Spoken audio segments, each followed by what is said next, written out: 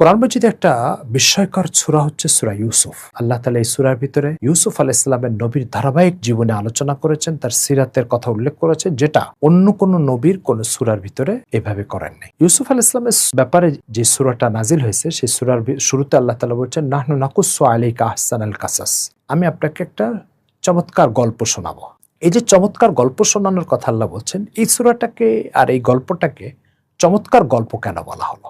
ইউসুফ আলাইহিস সালামের একটা বিরল বৈশিষ্ট্য হচ্ছে সকল নবী আখলাকওয়ালা এবং উত্তম আচার আচরণকারী হয়, এটা নিঃসন্দেহে। ইউসুফ আলাইহিস সালামের বিষয়টা একটু ব্যতিক্রম। আপনি একটু খেয়াল করলে দেখতে পাবেন, ইউসুফ আলাইহিস সালাম বিনা অপরাধে, বিনা আগ্রহে মিথ্যা অশ্লীলতার অভিযোগে অভিযুক্ত হয়েছিলেন, যে কারণে অন্যায়ভাবে কয়েক বছর ওনাকে জেলে থাকতে হয়েছে। আপনারা জানেন, সমাজের অপরাধী শ্রেণী জেলখানায় থাকে। তো এই সমাজের চোর, সমাজ ধ্বংসকারী, ডাকাত, এদের সাথে তিনি জেলখানায় পার করেছেন। বিস্ময়ের বিষয় হচ্ছে, এই জেলখানা এদের সাথে যখন উনি ছিলেন, তখন এই জেলখানার আসামিরা তাকে বলতে বাধ্য হয়েছে, ইন্না নারাকা মিনাল মুহসিনিন, আপনাকে একজন মহানুভবতার অধিকারী মানুষ, মহৎ মানুষ মনে হচ্ছে।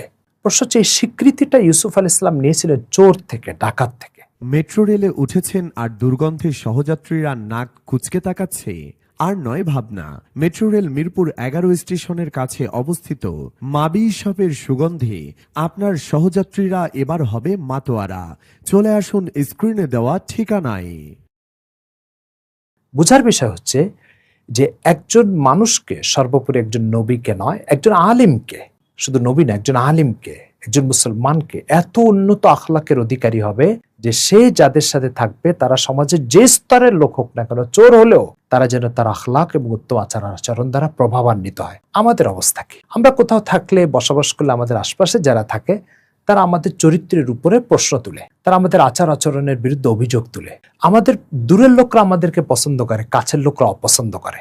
দূরের লোকদের মন্তব্য ভালো, যারা কাছের থেকে আমাকে দেখেনি। কাছের লোক যারা আমাকে দেখছে তারা আমাকে অপছন্দ করে এবং আমার আচার আচরণের উপর প্রশ্ন তুলে। এই জন্য সুপ্রিয় দর্শক ও শ্রোতাবৃন্দ, বুঝার বিষয় যেটা, সেটা হচ্ছে যে একজন মানুষের আখলাক হতে হবে এরকম যে সমাজের এরকম নিচু স্তরের মানুষও যেন তার আখলাকের সার্টিফিকেট দেয় এবং তাকে আখলাকওয়ালা বলে স্বীকৃতি দেয়। সুপ্রিয় দর্শকবৃন্দ, আরেকটা আশ্চর্যের বিষয় হচ্ছে, ইন্না নারাকা মিনাল মুহসিনিন, আপনাকে একজন মহানুভবতার অধিকারী, মহান মানুষ মনে হচ্ছে। এই কথাটা সূরা ইউসুফে আরো এক জায়গা আছে। সেটা হচ্ছে, ইউসুফ আলাইহিস সালাম যখন বাদশাহ হলেন, তো ওনার ওই ভাইরা যারা তাকে কূপের ভিতরে নিক্ষেপ করেছিল, তারা যখন ইউসুফ আলাইহিস সালামের কাছে দুর্ভিক্ষে জর্জরিত হয়ে খাবার নিতে এসেছিল, তো উনি চিনতে পেরেছেন এরা হচ্ছে আমার সেই কূপে নিক্ষেপকারী ভাই। কোরআনে এটা উল্লেখ আছে, ফাআরাফাহুম ওয়া হুম লাহু মুনকিরুন, তিনি ভাইদেরকে চিনতে পেরেছেন, কিন্তু ভাইরা তাকে চিনতে পারেনি। সেই ভাইদের সাথে উনি এত বড় মেহমানদারি এবং উন্নত আচার আচরণ এর পরিচয় দিয়েছেন যে ভাইরাও এই কথা বলতে বাধ্য হয়েছে, ইন্না নারাকা মিনাল মুহসিনিন, আপনাকে একজন মহৎ মানুষ মনে হচ্ছে। আপনাকে একজন মহৎ মানুষ মনে হচ্ছে, এই কথাটা সূরা ইউসুফের দুই জায়গায় আছে। তো একটা হচ্ছে জেলখানা চোরদের মন্তব্য, আরেকটা হচ্ছে ভাইদের মন্তব্য। বিস্ময়ের বিষয় যেটা, সেটা হচ্ছে যে ইউসুফ আলাইহিস সালাম জেলখানায় যখন ছিলেন তখন তো জেলখানার আসামি, আর এখন যে মহানুভবতার পরিচয় দিয়েছেন তখন উনি মিশরের বাদশাহ। তার মানে মিশরের ক্ষমতাধর বাদশার আখলাক আর জেলখানার আসামি ইউসুফের আখলাকের ভিতরে কোনো পরিবর্তন নেই। আমাদের মধ্যে যাদের আখলাক আছে তারা অনেক সময় দেখি অসহায় থাকলে আখলাক দেখায়, কিন্তু ক্ষমতাবান হলে আখলাকটাকে ভুলে যায়। এই জন্য শেখ সাদির প্রসিদ্ধ কবিতা আছে, গুদাগার তাওয়াজু কুনাত খুইয়স, ফকির যদি বিনয় দেখায় তো এটা তো সে দেখাতে হবে না, অথবা সে ভিক্ষা পাবে না। তো ফকির হয়ে বিনয় দেখানো, আখলাক দেখানো, এই আচরণ তো আমাদের মধ্যে প্রচুর দেখা যায়।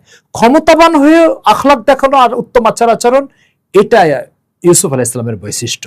তো আল্লাহ তাআলা ইউসুফ আলাইহিস সালামকে আখলাক দেখেছেন। প্রত্যেক নবীকে তরবিয়াত ও তালিম এবং শিক্ষা দীক্ষা আল্লাহ তাআলা নিজেই দেন। এখান থেকে এই বিষয়টাও পরিষ্কার যে আল্লাহ তাআলা যদি কাউকে আখলাক দেখায়, তো তার আখলাকের এমন অবস্থা হয় যে অসহায় জেলখানার ইউসুফের আখলাক আর মিশরের বাদশাহ ইউসুফের আখলাকের ভিতরে কোনো পার্থক্য নাই। এখান থেকে যে শিক্ষাটা আমাদের জন্য, সেটা হচ্ছে যে আল্লাহ তাআলা উত্তম আচার আচরণ নবীদেরকে শিক্ষা দিয়েছেন, কারণ তিনি দ্বীনের দায়ী ছিলেন।